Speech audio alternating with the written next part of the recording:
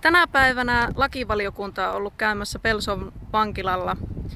Meillä on tässä mukana lakivaliokunnan puheenjohtaja Kari Tolvanen ja lakivaliokunnan jäsen Antero Laukkanen. Minkälainen tämä käynti on ollut kaiken kaikkiaan? Kiitos, oikein loistava käynti on ollut. Että kyllähän tämä avartaa. Mä oon käynyt paljon eri vankiloissa ympäri Suomea, mutta täällä en ole aikaisemmin käynyt. Papereista vaan lukenut ja näistä ikävistä ongelmista, mitä nyt on sisäilman kanssa, on myös lukenut. Nyt tämä avarsi. Ja itse asiassa, niin kuin mä oon sanonut, mä olisin valmis lähettämään, kun itse on Etelä-Suomesta, kaikki Etelä-Suomen vangit tänne. Se tekisi hyvää heille operoida täällä vaikka lehmien ja lampaiden kanssa. Kasvattava vaikutus. Kyllä.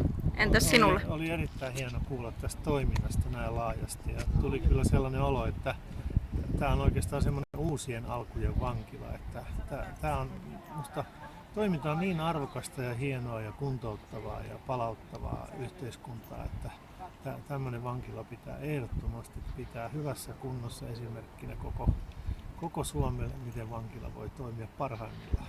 Hyvä, kiitoksia.